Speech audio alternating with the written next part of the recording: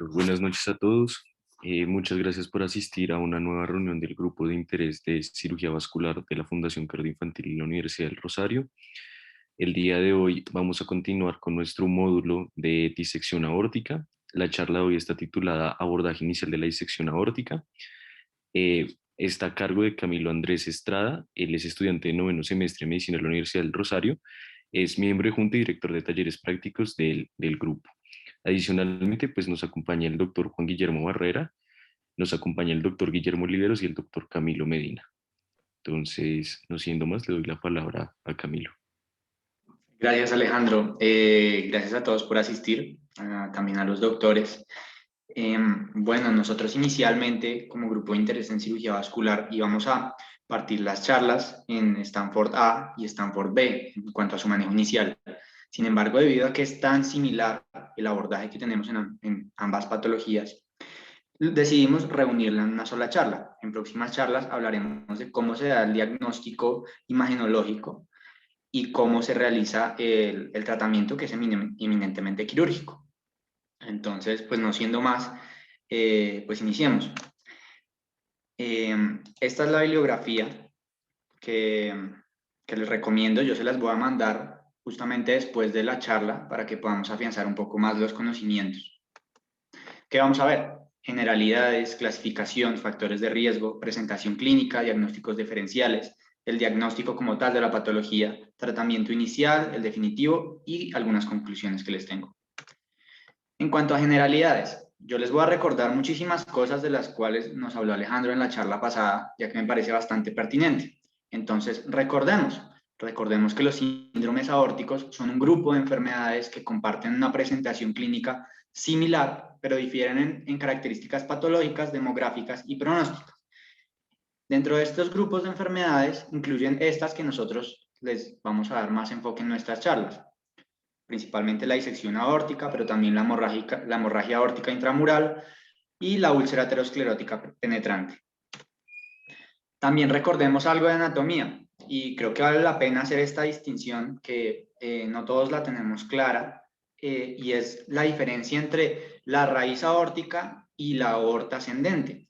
Entonces, a mí me gusta muchísimo esta imagen en la cual vemos que la raíz aórtica es un conjunto anatómico en donde podemos ver distintas estructuras, desde el anillo de la válvula aórtica, vemos las valvas, vemos la unión sinotubular, vemos en sí la salida de las coronarias, mientras que una vez termina la cúspide de las valvas, empezamos con la aorta ascendente, que va a llegar hasta la primera división de la aorta. También recordemos la clasificación de las disecciones aórticas. Inicialmente, históricamente, estaban las de DeBakey, que se dividen en tipo 1, tipo 2 y tipo 3, como lo vemos en la imagen. Y tipo 3 se va a dividir en A y B si hay compromiso suprarrenal A o infrarrenal B. Y después nacen las de Stanford, que es un poco más sencilla, que simplemente divide si hay un compromiso de la aorta ascendente o no. Entonces tenemos estos dos primeros que son aorta ascendente, es decir, Stanford tipo A, y el de la derecha, que va a corresponder al de Becky 3, que sería el tipo B. Aquí es básicamente lo mismo, vemos pues la descripción abajo pues de qué es cada una de ellas. Sin embargo, la STS nos hace una recomendación de una nueva clasificación del año pasado para definir mejor anatómicamente esta patología. Entonces voy a explicarles cómo es esta clasificación. Y tenemos la aorta aquí a la izquierda y está partida en varios segmentos, específicamente 12 segmentos. Y vamos a ver si compromete o no la zona 0, básicamente. Si compromete la zona 0, que es esta primera zona que vemos ahí, va a ser tipo A. De ahí para adelante es tipo B. Entonces, en la tipo A vamos a saber que compromete la zona 0 y en donde vemos el numerito, la letra D, vamos a poner hasta dónde llega, hasta dónde va la extensión de la disección. Es decir, por ejemplo, tenemos una tipo A 9, entonces sabemos que empieza en 0 y se extiende toda la disección hasta la zona 9. Mientras que la tipo B, como son todo lo que no es zona 0, va a comprometer cualquiera de los demás segmentos. Entonces tenemos que describir tanto la extensión proximal, el sitio de entrada, como la distal. Entonces, por ejemplo, tenemos un tipo B, 5, 8, que va desde el 5 hasta el 8. Y por último tenemos el indeterminado, que no sabemos realmente en dónde está la zona de entrada y solo definimos la extensión distal. También hay clasificación por tiempo. Entonces hablamos de hiperagudo, aquellos pacientes que desde el inicio de sus síntomas han pasado menos de 24 horas. Agudos entre 24 horas y 2 semanas. Subagudos de 2 semanas a 90 días y crónicos mayores de 90 días. Y esto tiene unas implicaciones de mortalidad muy importantes, en donde más agudo, más mortalidad tienen estos pacientes. Por último, hay una clasificación por fisiopatología. Hay 5 tipos, o 5 subclasificaciones, en donde el tipo 1 es la disección clásica, en donde vemos este flap intimal y la aparición de un lumen verdadero y uno falso. En el tipo 2 tenemos la hemorragia aórtica intramural sin flap detectable. El tipo 3 tenemos la disección intimal sin hematoma, lo que llaman disección limitada. El tipo 4 es la úlcera aórtica perforada. Y el tipo 5 son las iatrogénicas. Aquí lo vemos muchísimo más claro en esta imagen, donde vemos en la clase 1, el tipo 1, la clásica. En el tipo 2 vemos la hemorragia aórtica intramural. En el sin flap detectable. En el tipo 3 vemos la disección sin hematoma. En el tipo 4 vemos la úlcera aórtica perforada. Y en el tipo 5, por ejemplo, aquí vemos que están haciendo lo que parece ser una angiografía coronaria y pues hubo una iatrogenia y una disección aórtica. Estos pacientes, pues, como en todo, tienen factores de riesgo, pero yo resalto aquí, y el más importante y el que está mayor visto, es la hipertensión. Tanto es así que hasta el 70% de los pacientes que tienen disección aórtica tienen hipertensión. Hay otros factores de riesgo, como pueden ser la edad mayor a 70 años, el sexo feminismo, el tabaquismo también está muy asociado, el embarazo, particularmente después del tercer trimestre, el consumo de cocaínas o sustancias similares como metanefrinas, la diabetes mellitus y la enfermedad aterosclerótica, sobre todo en el caso de las úlceras aórticas, trauma, puede ser trauma cerrado o por mecanismos de desaceleración, por ejemplo, en choques, algunas vasculitis, y hay ciertos textos que nos describen las fluoroquinolonas como también asociadas a disección aórtica. Entonces, también hay otros factores de riesgo que son eminentemente genéticos y que valen la pena descartar. Los primeros 3 que vemos arriba son asociados al tejido conectivo y tienen bastantes particularidades que vamos a describir generalmente para que las tengamos en cuenta. El de abajo es una malformación cardíaca, ya lo vamos a ver. Entonces empecemos con el síndrome de Marfan. Es causado por una mutación en el gen FBN de la fibrilina, tiene una incidencia de 1 en 10.000 y es de herencia autosómica dominante. Van a ser así estos pacientes como vemos a la derecha y tienen 3 características principales, una de las cuales es de por sí tener aneurismas de aorta torácica, sobre todo a nivel de la raíz. Tienen ectopia lensis y ectopia anuloaórtica. La ectopia anuloaórtica va a ser esta degradación de la capa del anillo valvular aórtico que me va a generar estos aneurismas. La ectopia lensis va a ser más bien que va a haber una dislocación del vitrio, por lo cual estos pacientes tienen alteraciones visuales. Y por último, pues lo que vemos más obvio desde que entra el paciente al consultorio son las extremidades largas y delgadas. Tenemos el síndrome de Ehlers-Danlos, que en realidad no es un solo síndrome, sino un conjunto de alteraciones genéticas. En realidad son 11. Y el más asociado con los aneurismas aórticos y con las disecciones aórticas es el tipo 4.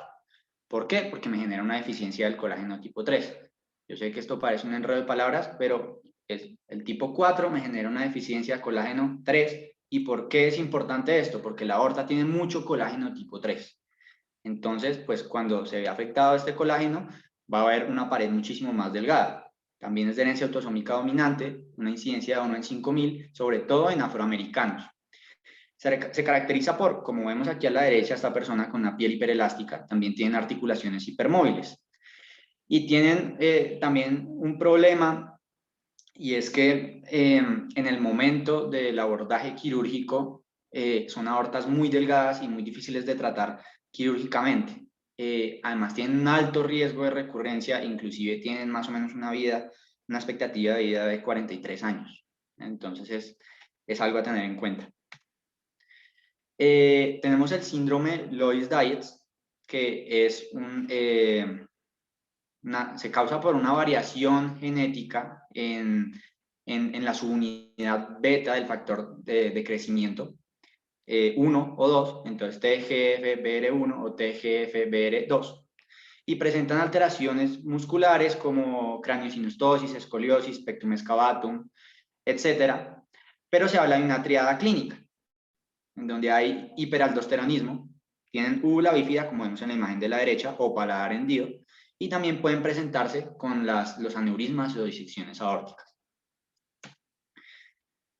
Ya hablando de la válvula aórtica bicúspide, esto es la malformación cardíaca más común y es tiene una prevalencia hasta del 2% en la población general. No tiene un único gen asociado, por lo menos no se ha identificado, y está tan asociada a la producción de aneurismas de la aorta ascendente que se dice que tantos como el 50% de estos pacientes tienen un aneurisma o tendrán a lo largo de su vida, por lo cual en estos pacientes tenemos que tener un umbral más bajo en el momento de realizar una intervención quirúrgica. Pues de esto podríamos hablar una charla completa, entonces pues no viene al caso. También sabemos que hay varios tipos según qué valvas estén comprometidas. Recordemos que hay una valva no coronariana y dos coronarianas, en el caso de la válvula aórtica. Y según cuáles de ellas estén fusionadas y me estén creando una bivalva, nos van a dar un tipo. Aquí vemos estos ejemplos. En cuanto a la presentación clínica, lo más clásico y lo que más vamos a encontrar es el dolor torácico anterior, hasta en el 73% de los casos, sobre todo si son jóvenes, y está caracterizado clásicamente como súbito, severo, desgarrador o punzante, como si le estuvieran apuñalando, dicen, por eso puse un cuchillo, pero no solo es anterior, también puede ser posterior en algunos casos, inclusive puede ser abdominal hasta en el 47% de los casos. Clásicamente está escrito que el Stanford B es el que me produce dolor abdominal, mientras que el Stanford A me produce dolor torácico. Sin embargo, esto no siempre es así. También me pueden llegar con síncope, con el soplo diastólico, en el caso de que tengan una insuficiencia aórtica concomitante. Evidentemente va a ser más prevalente en las Stanford A, por el mecanismo también me pueden generar dilatación de la válvula, hasta en el 44% de los casos. La hipertensión, que ya habíamos hablado que está muy fuertemente asociada, pero sobre todo en los Stanford B. Pueden llegar con déficit de pulsos, signos de falla cardíaca, diferencia de presiones en extremidades. Y, por ejemplo, aquí el déficit de pulsos se ve explicado por esta imagen que tengo aquí a la derecha, en donde el flap puede llegar a comprometer o digamos que meterse dentro del ostium o de la entrada de la arteria a nivel aórtico y ocluirla, en este caso digamos permanentemente, pero también puede ser dinámico con el ciclo cardíaco.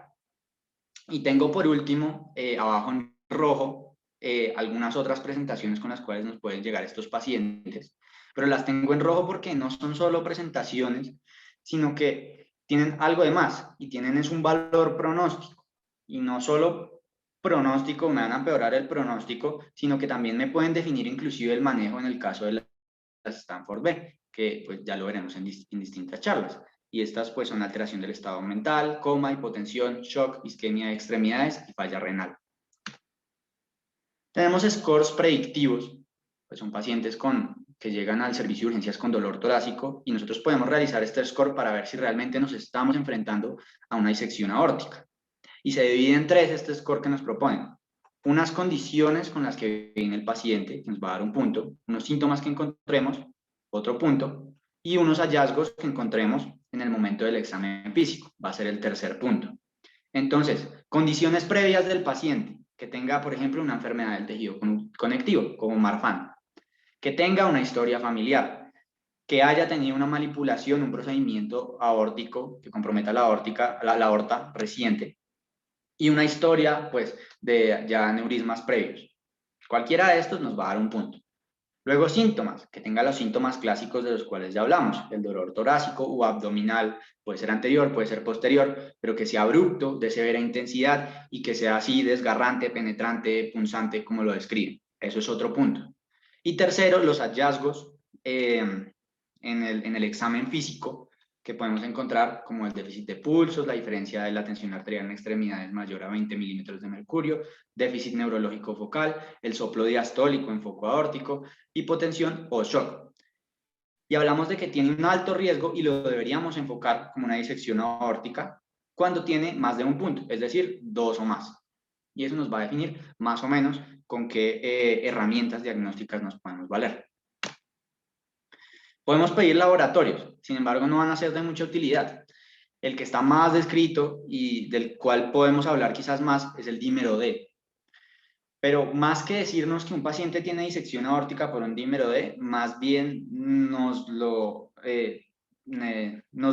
niega, ¿sí? Es decir, si tiene el dímero D menor a 500, que es el corte, menor a 500 nanogramos sobre decilitro, que es el corte que está en los estudios, tenemos una muy baja probabilidad de tener disección aórtica, menor al 0.3%. Sin embargo, si está elevado, podemos pensar más en disección aórtica o podemos orientarnos también hacia otras cosas. No lo confirmo. Yo pensaría, por ejemplo, en un TEP, se me ocurre ahora.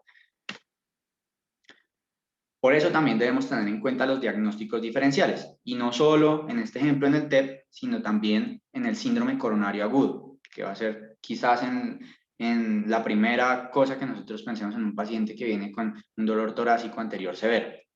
E inclusive puede ser tan confusa esta situación que el paciente nos puede elevar troponinas, nos puede elevar los biomarcadores cardíacos. Y esto sobre todo en las Stanford A, en donde quizá haya un compromiso de la disección en los ostium coronarios. Evidentemente va a haber isquemia miocárdica también. Pero lo que nos dicen es que debemos irnos mucho más hacia la semiología. Entonces, este paciente que llega con un dolor torácico debemos describirlo muy bien, porque el dolor torácico del infarto es más bien, lo describen como increciendo, asociado al ejercicio sobre todo, y más bien opresivo, mientras que la disección aórtica, ya lo vimos, es muchísimo más agudo, muchísimo más doloroso y es más como punzante, como la puñalada que habíamos descrito. También debemos tener en cuenta otros como la embolia pulmonar, el neumotórax espontáneo, rotura esofágica, pericarditis y pleuritis. Entonces, ¿cómo vamos a hacer el diagnóstico? El diagnóstico es imagenológico.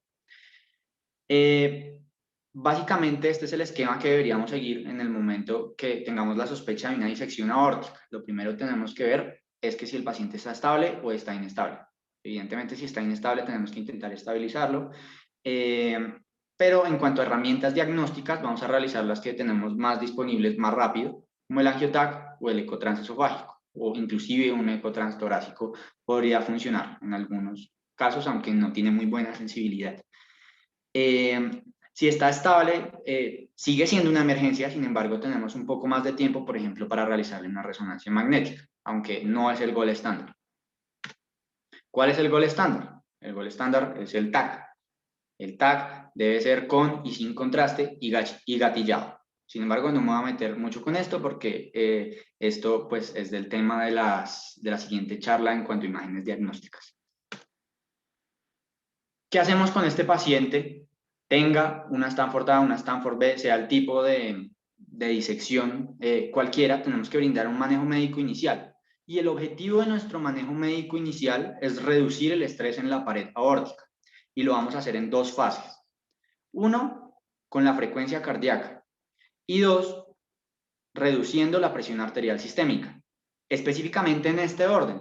¿Por qué? Porque si lo hacemos al revés, pongamos un paciente que le damos un vasodilatador y le reducimos la presión arterial sistémica a menos de 120, que es lo que está indicado, pues va a ser una taquicardia refleja y pues igual va a aumentar el estrés de la pared aórtica. Entonces, principalmente tenemos que empezar por la frecuencia cardíaca, sobre todo con beta bloqueadores. Pero estos beta bloqueadores tienen una particularidad y es que en los casos de los pacientes que concomitantemente tengan una insuficiencia de la válvula aórtica, esta taquicardia más bien va a ser un mecanismo de defensa para el gasto cardíaco del paciente que está teniendo una falla cardíaca aguda, por ejemplo, por la insuficiencia cardíaca, insuficiencia aórtica aguda. Entonces, quizás no lo llevemos a unos valores tan bajos como 60, que es lo que nos dicen las guías. Y la presión arterial sistémica, pues tenemos vasodilatadores. Recordemos, estos pacientes, la gran mayoría se manejan en UCI y darles un manejo analgésico. Entonces, ¿qué beta bloqueadores tenemos? El esmolol, pues aquí tenemos las dosis, una dosis de carga de 0.5 miligramo kilogramo, luego infundir de 0.1 a 0.2 miligramo kilogramo minuto, y podemos titular hasta 3 miligramos kilogramo minuto. La betalol, bueno, todos estos son intravenosos, 20 miligramos inicialmente, luego de 20 a 80, y podemos hacerlo hasta cada 10 minutos hasta 300. Los vasodilatadores, principalmente vamos a utilizar el nitroprusiato, que es de 0.25 a 0.5 microgramos kilo minuto, hasta 10 microgramos kilo minuto.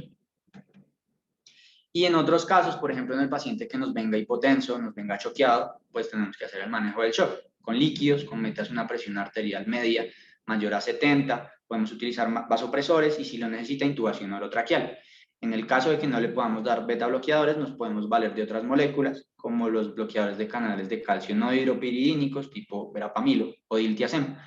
Y si no controla todavía la tensión arterial, no están metas, podemos también valernos de otros antihipertensivos, como otros vasodilatadores o IECAS. En cuanto al manejo definitivo, esto muy por encima. En el caso de que tengamos ya la disección aórtica, definimos si es Stanford A o Stanford B. La Stanford A es una urgencia quirúrgica y definitivamente se va a cirugía abierta. La Stanford B, bueno, a todos les vamos a dar terapia médica, pero podemos darle plazo de tener terapia médica crónicamente y podemos hacer cirugía endovascular o cirugía abierta. Esto ya lo veremos también en la charla del manejo quirúrgico o el manejo definitivo. Entonces, ¿qué conclusiones les doy? Ya que esto es una emergencia, debemos tener un alto grado de sospecha y tiene una altísima mortalidad.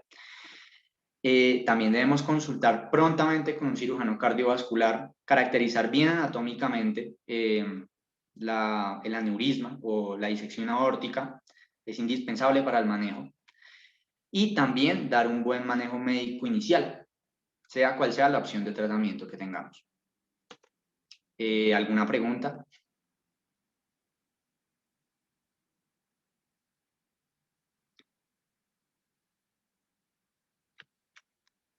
No sé si hayan dejado en el chat o los doctores tengan algún comentario. Espero que haya muchas preguntas. Yo creo que quedó suficientemente clara su presentación, doctor Estrada, lo felicito.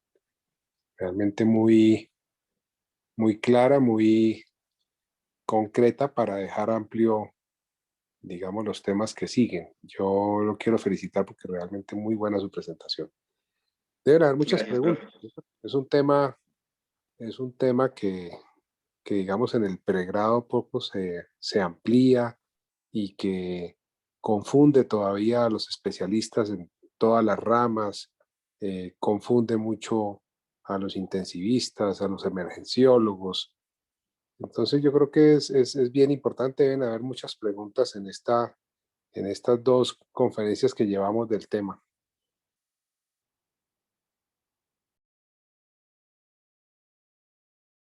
Nos acaban de dejar la primera pregunta, doctores, y es ¿cuál es el nombre del score de predicción que se usa?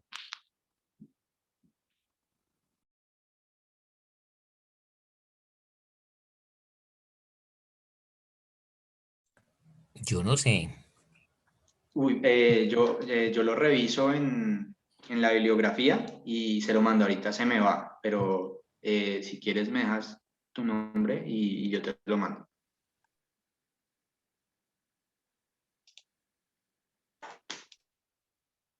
Sí, hay varios scores, pero no tengo en este momento presente cuál para este tema.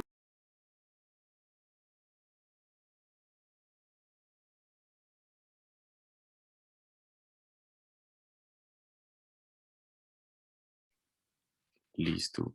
Por el momento no nos han dejado más preguntas mientras las personas escriben, los asistentes. No sé si los doctores tengan algún comentario o quieran complementar la presentación con, con su experiencia alrededor del tema.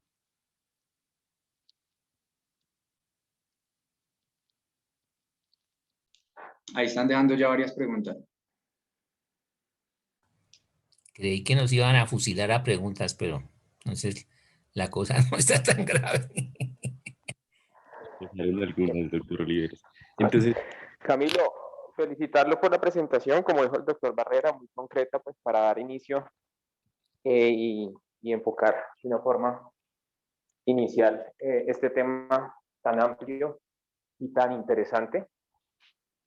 Me parece que dio los puntos importantes, sobre todo para las personas que manejan los pacientes en la fase inicial en urgencia. ¿Sí? Tener clasificaciones claras, tener conductas claras, saber, basados en la clasificación de Stanford, qué es quirúrgico y qué no es quirúrgico en un principio. Y es muy importante la semiología, que usted lo tocó y habló muy concreto de los síntomas que uno espera encontrar en un paciente con una disección aórtica y que lo pueden hacer pensar si es una disección aórtica tipo A o tipo B. No confiarse tampoco solo en síntomas así que están en los libros y en la literatura, porque se pueden presentar de forma simultánea eventos coronarios y una disección aórtica, ¿sí? Entonces, es importante el tipo del dolor, ¿sí? Que, como usted bien lo dice, es un dolor desgarrante. Se puede decir que es el dolor más intenso que el paciente ha experimentado, pero a su vez, si el paciente tiene una disección aórtica, puede estar también también cursando con un evento coronario. Recordemos que hay disecciones retrógrados o la misma disección aórtica tipo A puede tener compromiso de los vasos coronarios. Entonces, me pareció muy concreta esa parte. La parte de la clasificación también, como lo tocamos en la reunión pasada, la clasificación nueva que hizo la Asociación de Cirugía de Tórax y cirugía, y cirugía vascular, se hace más para manejar esa parte gris del arco aórtico, que muchas veces no se sabe si es un Stanford A o B, quién lo va a enfocar, si el cirujano cardiovascular o el cirujano vascular. Y pienso que por el momento, obviamente, está en la literatura y hay que saberla y conocerla, para las personas que trabajan en urgencias, para los estudiantes, importante tener claro las dos clasificaciones clásicas, que es el Stanford y que es el QA. Bueno, felicitaciones. Bueno, yo quería agregar una respuesta a la pregunta de la vez pasada del electrocardiograma. Revisando ese tema, dicen que hasta el 8% de los pacientes con disección aórtica pueden tener un electrocardiograma anormal de entrada, hecho en la presentación inicial, sin tener infarto de miocardio. Ya vamos nosotros que por el infarto agudo del miocardio secundario al compromiso de los ósneos coronarios, pues se presenta como un síndrome coronario agudo. Otra cosa que quería notar, eso es estudiado porque yo no soy experto en eso, que hay unos vasodilatadores que no se pueden usar en esto porque producen relajación de la circulación periférica, que es la hidralazina y el minoxidil. Y hay unos beta bloqueadores que tienen una acción simpática intrínseca que en el caso agudo puede actuar como que aumente el gasto cardíaco y la presión arterial, que son el acebutolol y el pindolol. Bueno, y otra cosa, que el nitroprusiato, pues obviamente tiene que ser dejado como droga casi, como lo presentaste tú, de tercera opción, porque sino pueden haber problemas de caída severa del gasto cardíaco.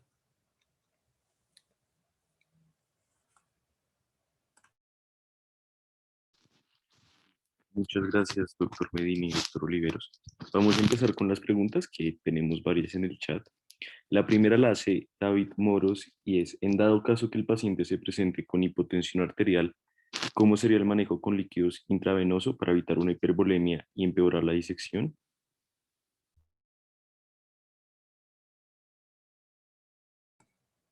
Generalmente todos los pacientes que tienen shock, la primera acción que tiene el médico que hacer es regularizar el volumen circulatorio y se hace generalmente con líquidos. Esa sería la primera parte. El peligro de extender los límites de la disección, que es lo que le preocupa a la persona que está manejando el paciente inicialmente, es, como tú lo dijiste, mantener las cifras de la presión sistólica por debajo de 110, idealmente. ¿Qué otra cosa? Pues no se me ocurre otra cosa así exactamente, pero sí. Hay unos pacientes que se presentan como si estuvieran en shock, pero tienen cifras tensionales normales. Se debe generalmente pues, a zonas de hipoperfusión, como por ejemplo el territorio espláncnico.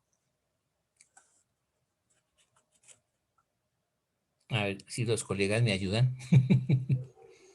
Sí, mire, muy importante la pregunta porque estos pacientes también, cuando la extensión de la disección compromete las arterias renales, entran rápidamente en falla renal y debe ser valorado de forma inmediata en qué posición se encuentra, y ese es uno de los órganos blancos de la disección, que es, como lo mostró muy bien el doctor Estrada, el compromiso del flap de disección sobre las arterias ramas de la aorta en la porción distal. Y vale la pena la pregunta porque no podemos olvidarnos de que también tenemos que definir qué hacemos con la oliguria o la anuria en estos pacientes, y eso nos hace también sospechar la extensión de la disección. Entonces, muy bien la reanimación, como lo dice el doctor Oliveros, muy bien mantener unas presiones sistólicas que mantengan la perfusión del paciente, pero lo más importante es no llevar a una reanimación hipertensiva, mientras que podemos establecer beta bloqueadores, y estos pacientes definitivamente deben ser manejados en una unidad de cuidado intensivo hasta tener imágenes. Si uno no tiene, digamos, en su institución la posibilidad de transportar al paciente a la unidad de cuidado intensivo, debe buscar su remisión con la alta sospecha. Es muy difícil en el abordaje inicial diferenciar a veces el evento coronario. Hemos tenido múltiples pacientes con disección aórtica en los cuales, con una elevación de troponinas y cambios en el electro, inician donde tienen capacidad trombolisis. Nada más mortal para un paciente que tener una disección aórtica y haber sido trombolizado. Esto lo dejo porque es bien importante desde el abordaje inicial la alta sospecha, el manejo básico de la hipertensión, y definitivamente tenemos que hacerlo con beta bloqueadores endovenosos, como lo mostró muy bien el doctor Estrada, manteniendo obviamente unas cifras de frecuencia cardíaca y evitando en estos pacientes, yo creo que el tema de la hipervolemia y de necesitar en el paciente intubación y ventilación mecánica, pues yo creo que ese temor, si tenemos cómo soportarlo, debemos no temer. Para eso está diseñado el soporte ventilatorio en cuidado intensivo, y es muy importante mantener a nuestro paciente vivo y perfundido. Dramático donde estemos apenas en un transporte o en un traslado a un sitio de mayor nivel, en el cual pues debemos mantener lo mínimo, una reanimación básica con líquidos, como lo dice el doctor Oliveros, y la sospecha. O sea, necesitamos de alguna forma confirmar el diagnóstico o descartar el diagnóstico. Yo creo que ese es como el abordaje inicial y el manejo inicial de los pacientes que pueden ingresar con shock, con hipotensión, con mala perfusión, y el manejo debe ser el mismo que hacemos de reanimación básica con hidratación. Bueno, yo quería anotar una cosa. No siempre el paciente se presenta con estados dramáticos de dolor. Hay pacientes que se presentan con estados de estabilidad hemodinámica y solamente presentan, por ejemplo, isquemia de un miembro. No tienen los antecedentes del dolor ni de la crisis hipertensiva, sino que se presentan con isquemia de un miembro. Y usted los ve que se están quejando de la isquemia de un miembro.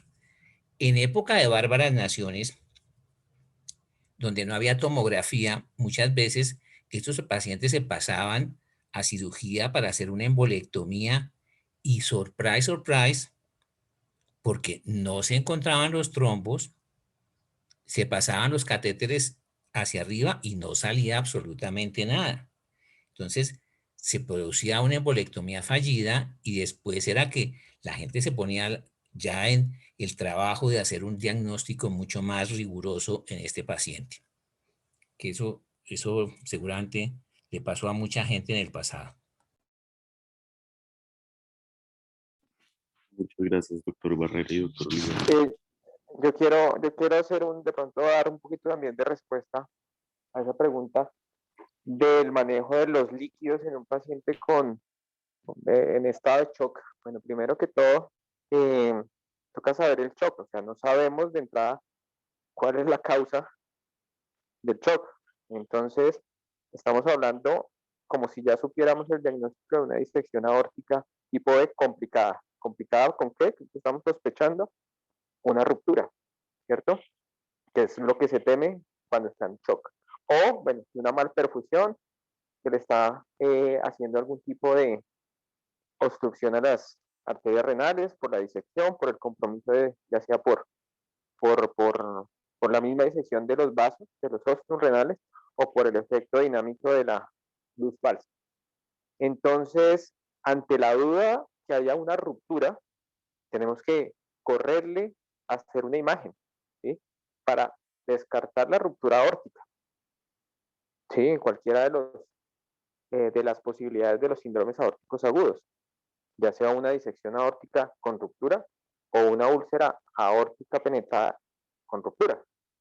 Entonces, hacer el diagnóstico rápidamente, pero mientras tanto no temerle a la reanimación no hipervolémica, pero sigue buscando unos márgenes, unos rangos de una presión adecuada de perfusión, que ya después, ya una vez el diagnóstico, ya uno entrará a hacer de pronto una reanimación hipovolémica, pero ya con un control del sitio de sangrado.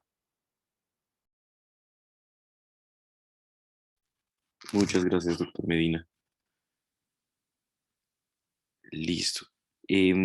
La siguiente pregunta que tenemos la hace María Paula Herrera. Nos comenta: hola, buenas noches. Me gustaría saber si existe alguna ventana de tiempo entre diagnosticar una infección tipo A y realizar la cirugía. Muchas gracias.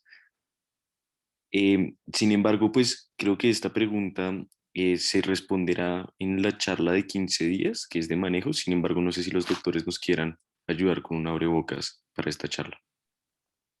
Miren, esa pregunta podemos, digamos, dejar un abrebocas de respuesta porque me parece muy pertinente, y es que esa diferencia de tipo A y tipo B marca la diferencia en la vida del paciente. Digamos, con la tipo B uno puede hacer estudios, diferir el tratamiento, pero la tipo A sí es claro y está estadísticamente definido que por cada hora de ruptura tiene una mortalidad del 1% en ese paciente de más. O sea, si lleva 5 horas ya lleva 5% de mortalidad de más después de haberse hecho el diagnóstico de disección tipo A. Y así pasa definitivamente. Estos pacientes se les cobra el tiempo de ruptura y la magnitud del procedimiento. No sé si el doctor Oliveros o el doctor Medina tengan algo más que agregar. Me gustó la clasificación que mencionaron hoy de hiperaguda, que pues yo no había oído ese término, que pues sí, es el tiempo que en un sitio la gente debe ser solícita y pensar rápidamente en, como dijo Camilo, tomar las imágenes y tomar decisiones.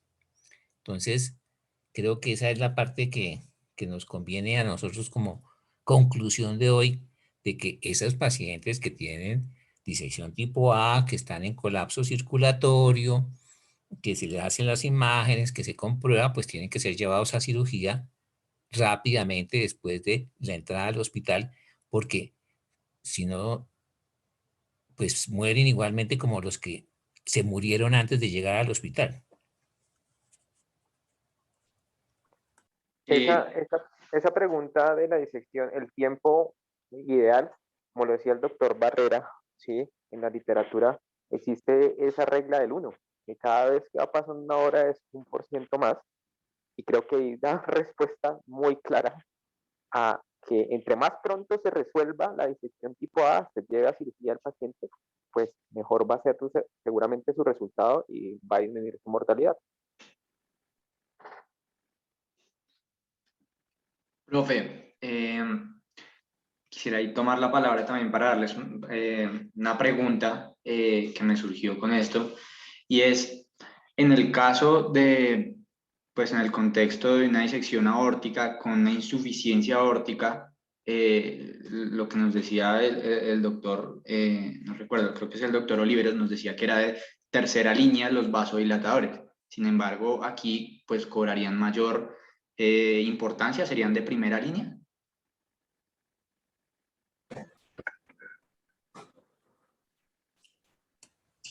Bueno, no podría, es que cuando el paciente llega en la crisis hipertensiva, pues obviamente todo el mundo sabe que los de primera línea son los beta bloqueadores.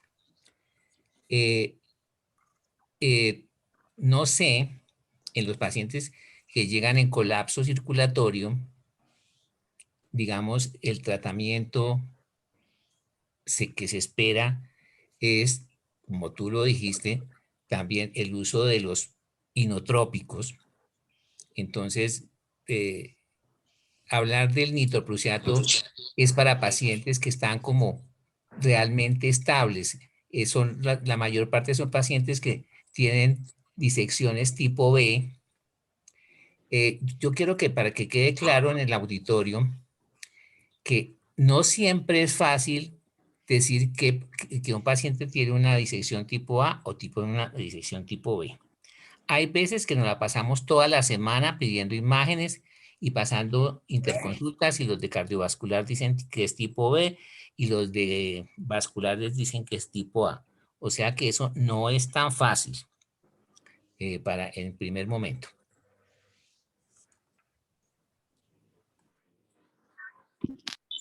Listo, muchas gracias, doctores. La siguiente pregunta la hace Natalia Sofía Suárez. Nos pregunta, en caso de una presentación aguda de una disección tipo A con signos de hipotensión y mala perfusión, ¿es mejor el abordaje quirúrgico inmediato o esperar a que el paciente se estabilice? Bueno, creo que ya le habíamos respondido previamente. Ese paciente debe ser abordado inmediatamente por un grupo de cirugía cardiovascular. Y como dijo el doctor Oliveros, ya seguramente llevamos un tiempo importante para poder hacer ese diagnóstico. Pero una vez hecho el diagnóstico, ese paciente debe subir al quirófano de forma inmediata. Y si no, va a ser dramática el impacto en la sobrevida de ese paciente.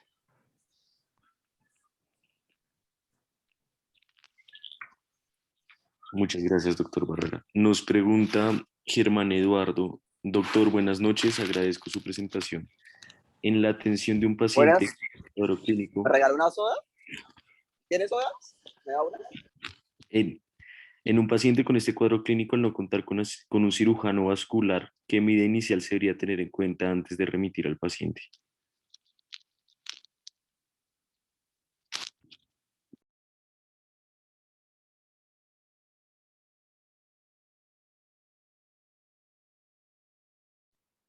Yo creo que es frecuente que se encuentren en instituciones donde a veces hasta tienen las imágenes, tienen los métodos de diagnóstico, pero no tienen quien resuelva la situación. Este paciente debe ser trasladado a un manejo en una sala de reanimación, debe ser abordado idealmente por equipo de cuidado intensivo y el paciente debe tratar de remitirse en las mejores condiciones, igualmente lo más rápido posible. Es para hacer un parangón, es lo mismo que un aneurisma roto. Este paciente tiene que estar en el quirófano lo más rápido posible a donde esté más cerca la posibilidad de lo mismo, pero también tiene que ser responsable de definir en dónde es que realmente este paciente va a recibir la atención y no hacerle perder una segunda estación en un sitio que no tienen cómo resolverlo. Y eso es parte, digamos, de la responsabilidad de uno como médico y del criterio en ese momento. Puede que le digan no, que fue aceptado en tal parte, pero si uno tiene el conocimiento de que allí no hay un servicio de cardiovascular que resuelva la situación, pues es responsabilidad de uno redirigir y ayudar a que el paciente llegue a un sitio donde sí pueda ser resuelto, que eso es bien frecuente en nuestro medio.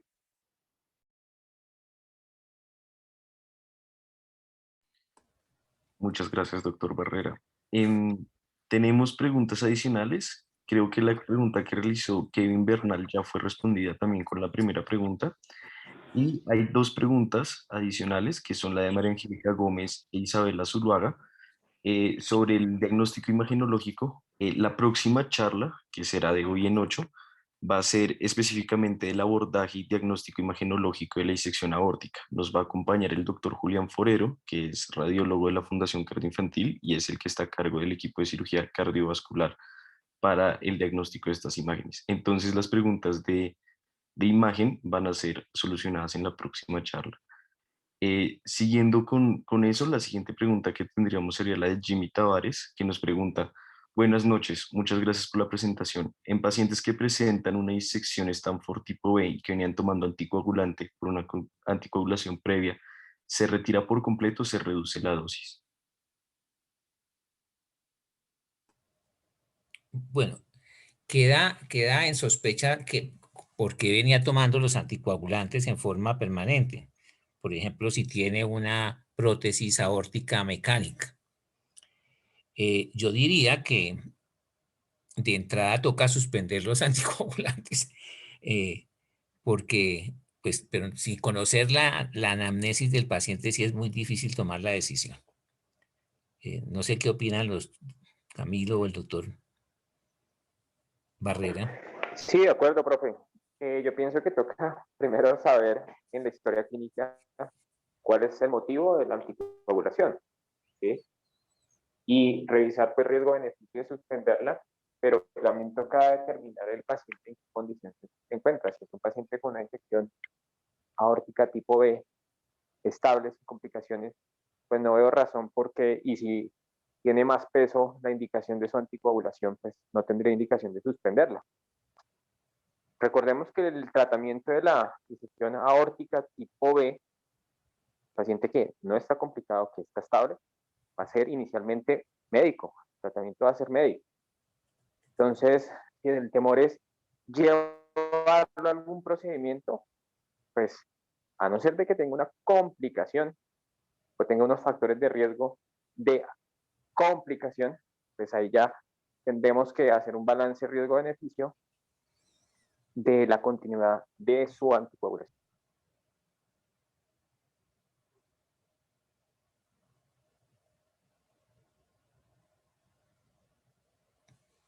Sí, yo retomaría dos cositas al respecto y eso lo vamos a seguramente a tener muy claro. Retomaría la observación que hace el doctor Olivero respecto a la clasificación, cuando nos recalca lo del cuadro hiperagudo. Y esa clasificación finalmente impacta mucho en esta disección tipo B, cuando se define que cuándo es el mejor momento para tomar una disección, de intervenir una disección tipo B, y ya no es en la fase aguda ni es en la fase subaguda, debe ser cuando tengamos, digamos, más estabilizado el flap. Vamos a ver eso seguramente en la presentación correspondiente al tratamiento, pero básicamente esta clasificación del STS y del SBS y estas clasificaciones nuevas pues se encaminaron mucho para definir en qué momento debe ser el manejo. Entonces yo creo que eso nos permite, si estamos en una disección tipo B, poder discernir claramente cuál es la indicación de la anticoagulación y decidir si mantenerla o no mantenerla. Entonces yo tendría esas dos esas dos inquietudes para que lo tengamos presente en las próximas revisiones, porque es bien importante hoy tener claro en una disección tipo B en qué momento es el momento en que se debe tratar, y como ya lo mencionaron el doctor Medina y el doctor Oliveros, pues el manejo de estos pacientes es más de manejo médico inicial en un paciente que en principio, si no está complicado, pues no requiere definir la terapéutica de manera inmediata. Y yo quisiera hacer otra observación bien importante porque nos puede pasar en cualquier servicio, y es cuando estamos frente a una disección complicada, rota al tórax, por ejemplo, podemos caer en la tentación de poner un tubo de tórax. Y esa es una cosa que desde ya debemos llamar la atención, y es que esos hemotoras por ruptura de la aorta se deben manejar una vez esté controlado el sitio de sangrado y controlada la ruptura de la aorta, o si no vamos a ver que nuestro paciente fallece con la colocación de un tubo de tórax. Entonces es bien importante en un grupo como el nuestro, donde hay todos los niveles, hay que pensar siempre eso. Si estamos ante un cuadro de disección aórtica complicada, con ruptura, con borramiento en una placa de toras del hemitoras, hay que aguantarse supremamente las ganas de colocar un tubo de toras, y eso creo que debe ser desde el principio bien pensado, porque si se va a contener el hematoma y se va a contener el sangrado en ese tórax, le va a permitir al paciente sobrevivir hasta que no sea corregida, y eso se puede presentar en una disección tipo B complicada.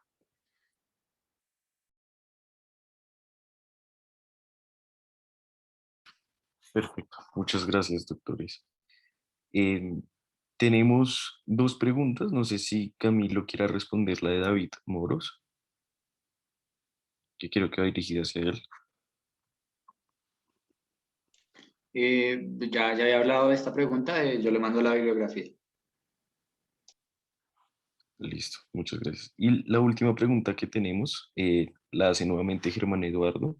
Nos pregunta, doctor, es otra pregunta, posterior al manejo postoperatorio, ¿en qué momento se empieza a disminuir la dosis de beta bloqueador y cuáles serían las primeras complicaciones a los que los médicos deberíamos estar atentos en los primeros minutos postoperatorios?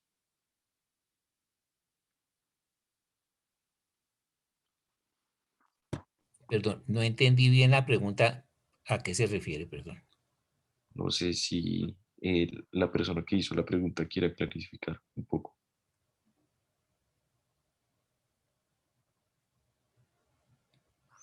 No, es que el paciente, operarlo no quiere decir que se le curó la hipertensión.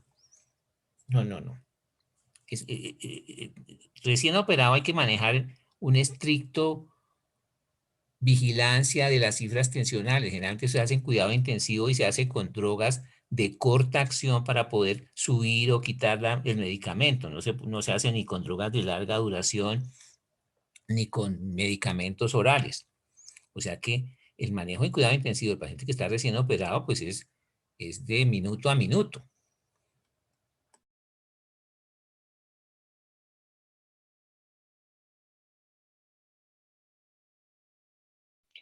Muchas gracias, doctor Oliveros. No nos han dejado más preguntas, creo que eso Bueno, quería sería. hacer una observación, no sé si quedó que era más frecuente en mujeres la disección aórtica aguda. Yo tengo entendido que es más frecuente en hombres.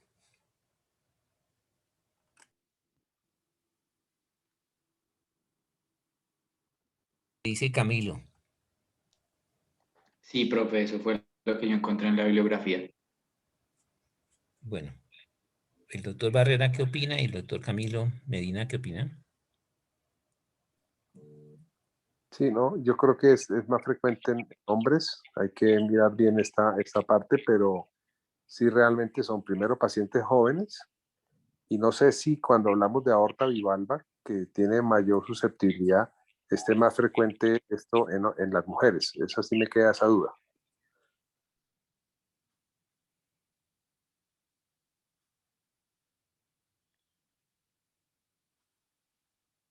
También un factor asociado a la coartación aórtica, ¿no?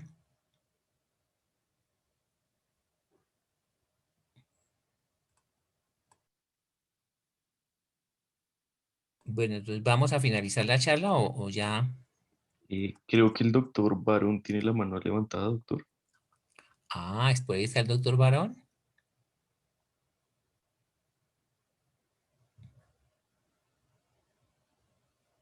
Sí, doctor. Tiene el micrófono silenciado en cualquier caso. No lo estamos escuchando. Aló, ¿me oyes? Sí, doctor, ya lo escuchamos. Gracias, buenas noches. Qué pena que me pude conectar un poco tarde ya, pero quería hacerles un par de comentarios muy rápidos. Estaba oyendo las preguntas y las intervenciones de los colegas, el doctor Barrera, el doctor Oliveros, Camilo. Eh, en cuanto primero a la oportunidad de la intervención en la disección tipo A o tipo B, como decía el doctor Oliveros, en muchos casos no es tan A y B tan sencillo como blanco o negro, y de hecho esa fue una de las principales razones por las que se generó la nueva clasificación, porque anteriormente hablábamos de una disección B a partir de la arteria subclavia y teníamos casos en que la disección, a pesar de que fuera B, se extendía hacia el arco atrás de la arteria subclavia y eso pues automáticamente, digamos, siendo estrictos en la clasificación, la convertía en una disección tipo A, pero en pacientes estables o en pacientes en quienes no se justificaba un manejo quirúrgico inmediato, y esa era la controversia muchas veces con los grupos de cirugía cardíaca, en pacientes en quienes la aorta ascendente como tal, la raíz aórtica y la primera porción, o sea, lo que llamamos la zona cero, no se encontraba comprometida, pero había compromiso del arco. Entonces, en los pacientes en que hay compromiso de la zona cero de la aorta ascendente, no hay ninguna duda, como decía el doctor Barrera, esos pacientes tienen una mortalidad que va corriendo con los minutos. A medida que pasa el tiempo, pues va aumentando dramáticamente la mortalidad y son quirúrgicos de entrada. Mientras que en los pacientes que solo tienen compromiso del arco o ya de la aorta distal, pues se puede interpretar y manejar de acuerdo a los demás criterios de disección complicada o no complicada. Todos sabemos que la disección se asocia principalmente a hipertensión. Es un paciente que llega con una sospecha de disección aórtica y está hipotenso, debe hacernos prender las alarmas inmediatamente. Y como lo preguntaba alguno de los participantes allí, más que pensar en reanimar agresivamente con líquidos, con nootrópicos, es hacer un diagnóstico muy rápido, porque el paciente con disección que está hipotenso o tiene una disección A que está comprometiendo las coronarias, o tiene un compromiso medular que lo está metiendo en un shock vasopléjico o en una falla renal, como decía el doctor Barrera, o la complicación más temida que esté roto y que esté sangrando hacia algún sitio, hacia el hemitórax usualmente. Y la otra observación que quería hacer sobre los beta bloqueadores, el paciente usualmente que se ha llevado a cirugía o que se ha dejado en manejo médico, generalmente debe ir con beta bloqueador que sí quede por vida. La principal, digamos, observación o cosa que debe uno tener en cuenta en el paciente en el posoperatorio, especialmente el manejo endovascular, son los cambios hemodinámicos que hacen la tensión arterial. El paciente que está con una disección usualmente funciona o se comporta como si tuviera un clampeo aórtico porque la luz se estrecha en la mayoría de los pacientes y por eso muchas veces se llevan a cirugía, simplemente por hipertensiones muy mal controladas o de difícil manejo y están con 3, 4, 5 medicamentos antihipertensivos y cuando se les corrige o se mejora el diámetro de la luz, esa tensión se va para el otro lado y hacen unas hipotensiones que son refractarias y que pueden tener complicaciones de otro tipo. Entonces, la principal cuestión que debe uno monitorear en el postoperatorio de esos pacientes es el comportamiento de la tensión arterial, o es uno de los más importantes, que debe estar uno pendiente casi que desde el mismo procedimiento. En el momento que uno va a desplegar la prótesis, debe estar en contacto con el anestesiólogo porque es muy frecuente que los pacientes que llegaron muy hipertensos a la cirugía, apenas se les despliega una prótesis, se van para el otro lado y se choquean o se van para una hipotensión de difícil manejo. Esas son como las observaciones que quería hacer. Muchas gracias. Muchas gracias a usted, doctor Barón. Excelente, Eh, muchas gracias. Mir, yo quisiera hacer una observación al respecto también, y es en estos pacientes que reemplazamos la aorta descendente con endoprótesis, va a cambiar considerablemente la rigidez, y a la pregunta que nos hacían del posoperatorio, también estos pacientes pueden desarrollar una mayor resistencia en la pared arterial, y son los que obligados debemos seguir con su monitoría de la presión arterial y el manejo de la misma. A veces estos cambios de rigidez de la pared hacen que se tornen más hipertensos y que demanden el uso de más medicamentos en los posoperatorios. Es una relación muy importante entre el equipo de anestesia y el manejo de UCI posoperatoria, tanto pre como postquirúrgica.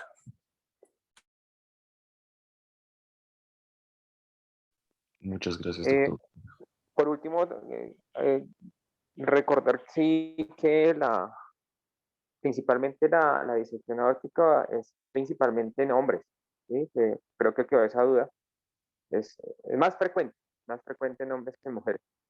Y por otro lado, tratando de entender también la última pregunta, y el paciente va posterior a la intervención y durante la intervención a tener que controlarse el manejo, pues va a necesitar manejo antihipertensivo, pero en la fase inicial, pues será, como decía el propio Oliveros, con medicamentos intravenosos, y el seguimiento seguramente necesitará medicamentos como los beta bloqueadores antiimpulso.